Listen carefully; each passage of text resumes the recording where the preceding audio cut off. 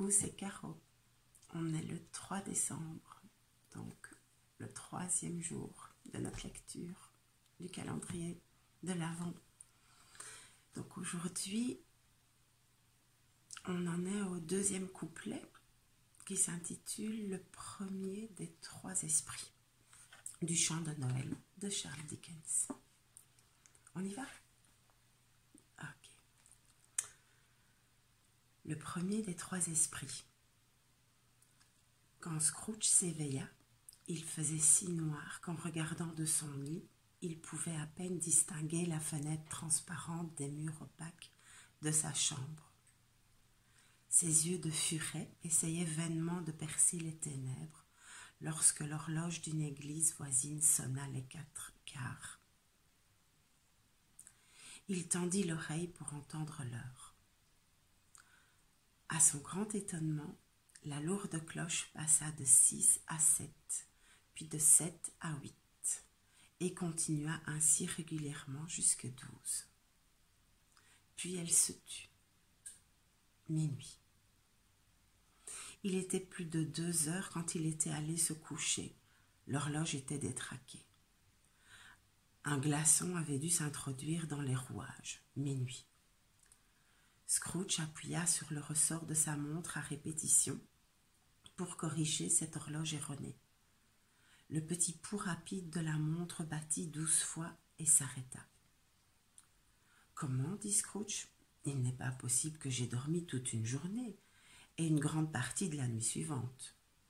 Il n'est pas possible qu'il soit arrivé quelque chose au soleil et que ces 12 coups soient ceux de midi. »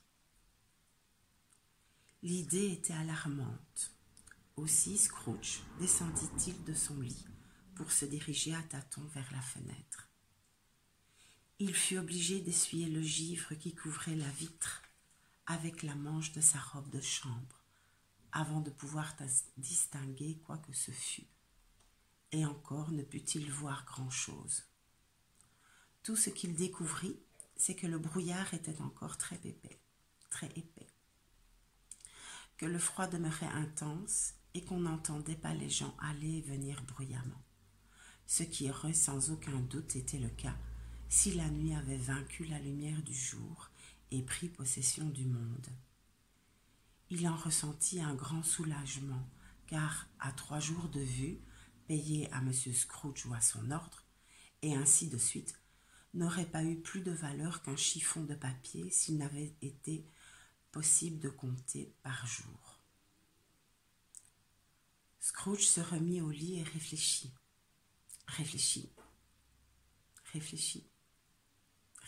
à la question, qu'il tourna et retourna dans sa tête sans rien y comprendre. Plus il y pensait, plus il était perplexe. Et plus il s'efforçait de ne pas y penser, et plus il y pensait. Le fantôme de Marley le tracassait excessivement. Toutes les fois qu'après un mûr examen, il décidait en lui-même que toute cette aventure n'était qu'un rêve, son cerveau, comme un puissant ressort qui cesse d'être comprimé, reprenait d'un bond sa position première et le remettait en face du même problème à résoudre. Était-ce ou n'était-ce pas un rêve? Scrooge demeura dans cet état jusqu'à ce que l'horloge eût sonné 3 nouveaux quarts d'heure, et c'est alors qu'il se rappela, brusquement, l'avertissement du fantôme. Un esprit devait le visiter sur le coup d'1 heure. Il décida de rester éveillé jusqu'à ce que l'heure fût passée. Et si l'on considère qu'il ne lui était pas plus possible de s'endormir que de s'envoler au ciel, cette décision était sans doute la plus sage qu'il pût prendre. Ce quart d'heure dura si longtemps qu'il crut à plusieurs reprises s'être assoupi sans s'en apercevoir et n'avoir pas entendu sonner l'horloge. Elle frappa enfin son oreille tendue. Ding dong. Le quart, dit Scrooge en comptant. Ding dong. La demi, dit Scrooge. Ding dong. Moins le quart, dit Scrooge. Ding dong. L'heure, s'écria triomphalement Scrooge, et rien d'autre que l'heure. Il avait parlé avant que retentît le coup annonçant l'heure même. ce qui se produisit ensuite un bang, grave, sourd, creux, mélancolique. Une vive lueur inonda aussitôt la chambre et les rideaux de son lit furent tirés. Les rideaux de son lit furent tirés, vous dis-je, par une main. Pas les rideaux qui étaient à ses pieds ou derrière sa tête, mais ceux vers lesquels son visage était tourné. Les rideaux de son lit furent écartés. Dans un sursaut, Scrooge s'assit à moitié et se retrouva face à face avec le visiteur surnaturel qui venait de les écarter. Aussi près de lui que je suis près de vous en ce moment, moi qui vous coudoie en esprit. C'était un personnage étrange, un enfant, et qui pourtant ressemblait moins à un enfant qu'à un vieillard, vu à travers quelques éléments surnaturels qui lui donnaient l'air de s'être éloigné au point de n'avoir plus que la taille d'un enfant. Ses cheveux qui flottaient autour de son cou et sur ses épaules étaient blanchis comme par l'effet de l'âge. Bien que son visage n'eût pas une ride et que son teint fût de la fraîcheur la plus tendre. Il avait les bras très longs et musclés, les mains de même, et l'on devinait que ses mains devaient étreindre avec une force peu commune. Ses jambes et ses pieds, d'une forme très fine, étaient nus comme ses membres supérieurs. Il portait une tunique d'un blanc immaculé, et il avait la taille serrée dans une ceinture brillante, dont le chatoiement était magnifique. Il tenait à la main une branche de houx fraîchement cueillie, et par un contraste singulier avec cet emblème de l'hiver, sa robe était garnie de fleurs d'été. Mais ce qu'il y avait en lui de plus étrange, c'était que le sommet de sa tête jaillissait un vif et clair faisceau de rayons lumineux qui rendait visible tout ce que je viens de décrire. Et sans doute était-ce pourquoi, dans ces moments de tristesse, il employait en guise de chapeau le grand étai noir qu'il tenait alors sous son bras. Mais cela, lorsque Scrooge l'examina avec une attention croissante, n'était pas encore son attribut le plus extraordinaire, car de même que sa ceinture brillait et scintillait tantôt d'un côté, tantôt de l'autre, si bien que les objets s'éclairaient un instant, puis disparaissaient dans l'ombre. De même, les parties distinctement visibles du personnage changeaient sans cesse, et il apparaissait tantôt avec un seul bras, tantôt avec une seule jambe, tantôt avec 20 jambes, tantôt avec 2 jambes sans tête, tantôt avec une tête sans corps, et des membres invisibles. Aucune trace ne restait dans l'obscurité épaisse où il se dissolvait. Cependant, parmi tous ces prodiges, il restait lui-même, aussi clair et distinct que jamais. « Monsieur, demanda Scrooge, êtes-vous l'esprit dont la venue me fut annoncée ? » ?»« C'est moi. » La voix était douce et harmonieuse, singulièrement basse, comme si l'esprit, au lieu d'être tout près de lui, avait été très loin. « Qui êtes-vous et qu'êtes-vous ? Demanda Scrooge. « Je suis le fantôme des Noëls passés. »« Passés depuis longtemps ? Demanda Scrooge, ayant observé sa taille de nain. « Non, de ton propre passé. » Le lui eût-on demandé, Scrooge aurait sans doute été incapable de dire pourquoi, mais il éprouvait un vif désir de voir l'esprit mettre son chapeau. Il le pria de se couvrir. « Quoi ?» s'écria l'esprit. « Voudrais-tu éteindre si vite de tes mains charnelles la lumière que je répands ? Ne te suffit-il pas d'être l'un de ceux dont les passions ont façonné cette calotte et m'ont forcé à la porter pendant de longues années enfoncée sur le front ?» Scrooge protesta respectueusement qu'il n'avait jamais eu l'intention injurieuse et qu'à aucun moment de sa vie il n'avait volontairement et consciemment calotté l'esprit. Il s'enhardit ensuite jusqu'à lui demander ce qui l'amenait. « Je suis ici pour ton bien, dit le fantôme. » Scrooge se déclara très reconnaissant, mais ne put s'empêcher de penser qu'une nuit de repos ininterrompue aurait contribué davantage à produire ce résultat. L'esprit dut l'entendre penser, car il s'écria aussitôt.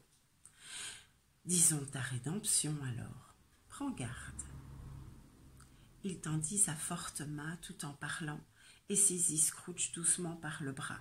« Lève-toi et viens. » En vain, Scrooge aurait-il allégué que le temps et l'heure se prêtaient mal au plaisir de la promenade, que son lit était chaud et le thermomètre fort en dessous de 0, et qu'il n'était que légèrement vêtu, en robe de chambre, pantoufles et bonnet de nuit, et que justement il avait un rhume. L'étreinte de cette main, aussi douce pourtant que celle d'une femme, était irrésistible. Il se leva, mais s'apercevant que l'esprit se dirigeait vers la fenêtre, il s'accrocha à sa robe en le suppliant. « Je ne suis qu'un mortel, lui rappela-t-il, exposé à tomber. »« Il suffit que ma main te touche là, dit l'esprit, posant ses doigts sur le cœur de Scrooge, et tu seras soutenu de plus d'une manière. » Tandis qu'il parlait, il avait traversé la muraille et se trouvait sur une route en rase campagne, avec des champs de part et d'autre. La ville avait entièrement disparu. On n'en voyait plus le moindre vestige. La nuit et le brouillard s'étaient évanouis en même temps qu'elle, car c'était un jour d'hiver, clair et glacé, et la neige couvrait le sol. « Mon Dieu !» s'écria Scrooge, les mains jointes, regardant autour de lui. « C'est ici que j'ai été élevé, c'est ici que j'ai passé mon enfance. » L'esprit le considéra avec bonté. Le contact de sa main, si léger et bref qu'il eût été, demeurait encore présent et sensible pour le vieillard. Il avait conscience qu'un millier d'odeurs flottaient dans l'air, dont chacune lui rappelait un milieu de pensées, d'espérance, de joie et d'angoisse oubliées depuis bien, bien longtemps. « Ta lèvre tremble, dit l'esprit. Et que vois-je là sur ta joue ?» Scrooge murmura, d'une voix entrecoupée d'un chevrotement insolite, que c'était un bouton. Puis il pria l'esprit de l'emmener où il voudrait. « Tu te rappelles le chemin ?»« Si je me rappelle, » cria Scrooge avec ferveur, « je m'y retrouverai les yeux bandés. »« Bizarre que tu l'aies oublié pendant de si nombreuses années, » remarqua le fantôme. « Allons. » Ils avancèrent le long de la route, où Scrooge reconnaissait chaque grille, chaque poteau, chaque arbre, jusqu'à ce qu'apparut au loin une petite bourgade, avec son pont, son église et sa rivière sinueuse.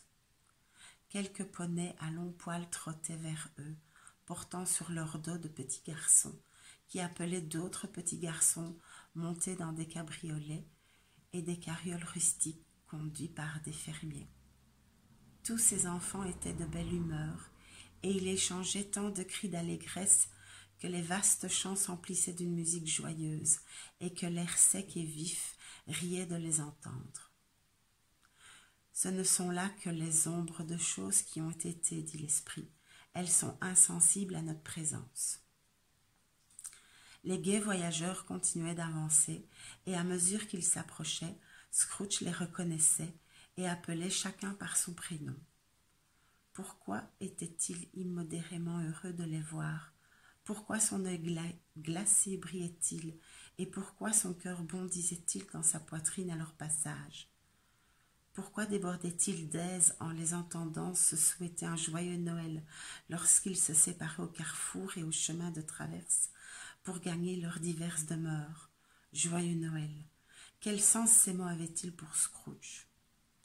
Au diable leur joyeux Noël! Quel bien en avait-il jamais tiré? L'école n'est pas tout à fait vide, dit l'esprit. Un enfant solitaire, oublié de tous ses amis, y est resté. Dans un sanglot, Scrooge répondit qu'il le savait. Ils quittèrent la grande route et par un chemin que Scrooge se rappelait bien, se dirigèrent vers un grand bâtiment en briques d'un rouge terne, avec sur le toit un petit campanile surmonté d'une girouette, et où pendait une cloche. La maison était vaste, mais on voyait qu'elle avait connu des temps meilleurs. Ses spacieuses dépendances ne servaient plus guère. Leurs murs humides se couvraient de mousse, leurs fenêtres étaient brisées, leurs portes disloquées. Des volailles se pavanaient en gloussant dans les écuries, et l'herbe envahissait les remises et les hangars. À l'intérieur, il ne restait pas trace non plus de sa prospérité d'autrefois, car en entrant dans le sombre vestibule et en jetant un regard par les portes ouvertes de nombreuses pièces, Scrooge et l'esprit les trouvèrent pauvrement meublées, froides et nues. Il y avait un goût de terre dans l'air qu'on respirait et une sensation de vide glacial en ses yeux qui faisait penser, je ne sais comment, à trop de levers matinaux à la bougie et à trop de maigres repas. Ils traversèrent le vestibule et gagnèrent une porte de derrière. Elle s'ouvrit devant eux et ils découvrirent une longue pièce mélancolique et nue que faisaient paraître encore plus nus des rangées de bancs et de pupitres en bois blanc. À l'un de ces pupitres, un petit garçon solitaire lisait près d'un feu chétif. Scrooge s'assit sur un banc et pleura de revoir le pauvre enfant oublié qu'il avait été. Pas un écho endormi dans toute cette maison, pas un cri des souris trottinant derrière les boiseries, pas une goutte d'eau tombant du robinet à demi gelé dans la triste cour, pas un soupir de vent dans les branches sans feuilles d'un unique peuplier désabusé, pas un vain battement de porte, de garde-manger vide, non, pas le moindre craquement de feu qui ne résonnait dans le cœur de Scrooge. Pour le pénétrer d'une grande douceur et donner plus libre cours à ses larmes. L'esprit lui toucha le bras et lui montra son jeune lui-même plongé dans sa lecture. Brusquement, l'image d'un homme portant un costume exotique lui apparut, merveilleuse de netteté. Il se tenait debout à l'extérieur de la fenêtre, une hache plantée dans sa ceinture et conduisant par la bride un âne chargé de bois. « Mais c'est Ali Baba !» s'écria Scrooge en extase. « C'est ce brave honnête Ali Baba, ce vieil ami. Oui, oui, je sais, un certain Noël où cet enfant abandonné avait été oublié ici tout seul, Ali Baba est venu pour la première fois, exactement de cette manière. Pauvre gamin. Et Valentin, poursuivit Scrooge, et son frère sauvage Orson. Les voilà. Et cet autre, comment s'appelait-il, qui fut déposé en caleçon pendant son sommeil à la porte de Damas. Le voyez-vous? Et le palefrenier du sultan, tourné à l'envers par les génies, le voici la tête en bas. C'est bien fait pour lui, j'en suis fort aise. Quel besoin avait-il de rechercher la princesse en mariage? Entendre Scrooge gaspiller tout le sérieux et toute la gravité de sa nature à de telles histoires, et cela d'une voix tout à fait extraordinaire entre le rire et les larmes, avec un visage rouge d'animation, aurait causé une grande surprise en vérité aux hommes d'affaires de la cité qui le connaissaient. « Voilà le perroquet, poursuivit-il, corps vert et queue jaune, avec une espèce de laitue qui lui pousse sur le haut de la tête. Pauvre Robinson Crusoe, cria-t-il quand son maître vint au logis, après avoir fait le tour de l'île en canot. Pauvre Robinson, où est-on allé? Robinson Crusoe croyait rêver, mais non, c'était le perroquet, figurez-vous. Et voilà Vendredi qui court vers la petite crique pour échapper à la mort. Hardi, vite, cours, cours. Puis, passant d'un sujet à l'autre avec une rapidité tout à fait étrange à son caractère habituel, il dit, pris de pitié pour son jeune lui-même, pauvre enfant, et se remit à pleurer. « J'aurais voulu, » murmura Scrooge en mettant la main dans sa poche et en regardant autour de lui, lorsqu'il se fut essuyer les yeux avec sa manche. « Mais il est trop tard. Que voudrais-tu » demanda l'esprit. « Oh, rien, » répondit Scrooge, « rien. Il y avait un petit garçon qui chantait à Noël hier soir à ma porte. J'aurais voulu donner quelque chose, c'est tout. » L'esprit sourit d'un air pensif et fit un geste de la main en disant « Voyons un autre Noël. » Tandis qu'il parlait, l'enfant qu'avait été Scrooge grandit et la pièce devint un peu plus noire et plus sale. Les boiseries se délabrèrent, quelques vitres se fendirent, Des écailles de plâtre tombèrent du plafond, découvrant des lattes de bois. Mais comment tous ces changements se produisirent-ils? Scrooge n'en savait pas là-dessus plus que vous. Il savait seulement que les choses étaient telles qu'elles devaient être, et que tout s'était passé ainsi, qu'il était là, seul une fois de plus, pendant que tous les autres élèves passaient à leur foyer de joyeuses vacances. Il ne lisait pas cette fois, mais se promenait de long en large, en proie au désespoir. Scrooge regarda l'esprit, puis avec un mélancolique hochement de tête, tourna vers la porte son regard anxieux. La porte s'ouvrit, et une petite fille, beaucoup plus jeune que le garçon, entra rapide comme l'éclair, lui jeta les bras autour de cou et le couvrant de baisers, l'appela son cher frère. « Je suis venue te chercher pour te ramener à la maison, frère chéri, dit la fillette, frappant ses toutes petites mains l'une contre l'autre et riant en être courbée en deux. Je te ramène chez nous, chez nous, chez nous. Chez nous, petite Fanny, s'interrogea son frère. Oui, répondit la petite, débordante de joie, chez nous, pour de bon et pour toujours. Papa est tellement plus gentil qu'avant. La maison est un vrai paradis. Il m'a parlé avec tant de bonté un soir béni, au moment où j'allais me coucher, que je n'ai plus eu peur et que je lui ai demandé une fois de plus si tu pouvais revenir. Et il a répondu que oui, et il m'envoyait te chercher en voiture. Et maintenant, tu vas être un homme, poursuivit-elle en ouvrant de grands yeux, et tu ne reviendras plus jamais ici. Mais d'abord, nous allons passer ensemble toutes les fêtes de Noël et célébrer le plus joyeusement du monde. Comme tu as grandi, ma petite Fanny. Elle battit des mains et se mit à rire en essayant de lui toucher la tête, mais comme elle était trop petite, ses rires redoublèrent et elle se redressa sur la pointe des pieds pour l'embrasser. Puis, dans son impatience enfantine, elle l'entraîna vers la porte et lui, sans se faire prier, se laissa guider. Une voix terrible cria dans le vestibule. « Descendez la malle de maître Scrooge et vite !» Et dans le vestibule apparut le directeur de l'école en personne qui jeta sur maître Scrooge un féroce regard protecteur et plongea l'adolescente dans une confusion horrible en lui donnant une poignée de main. Il escorta ensuite le frère et la sœur jusque dans le grand parloir qui était la vieille cave la plus glacée qui fût au monde, où le froid et l'humidité mettaient une couche visqueuse sur les cartes géographiques pendues au mur et sur les globes terrestres et célestes placés dans l'embrasure des fenêtres. Là, il tira d'un placard un flacon de vin singulièrement léger et un bloc de gâteau singulièrement lourd et dispensa aux deux enfants des parts de ses friandises. En même temps, il envoya un serviteur chétif offrir au postillon un verre de quelque chose, lequel postillon répondit qu'il remerciait le monsieur, mais que si ça sortait du même tonneau que la dernière fois, il préférait ne rien boire.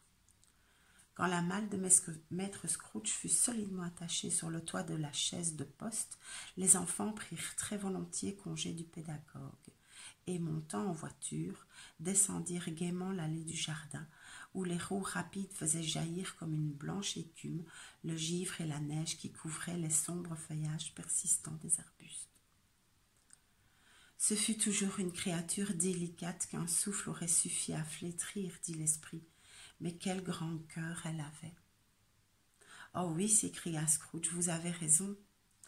Ce n'est pas moi qui vous contredirai. Esprit, Dieu m'en garde. Elle était mariée quand elle est morte, dit l'esprit, et elle avait, je crois, des enfants. Un seul, corrigea Scrooge. C'est vrai, dit l'esprit, ton neveu. Scrooge parut préoccupé par quelque chose, et il répondit brièvement, oui. Voilà. Je vais vous laisser pour ce soir. Je vous donne rendez-vous à demain pour le 4 décembre, pour le 4e soir. Je vous souhaite une bonne nuit. Bisous.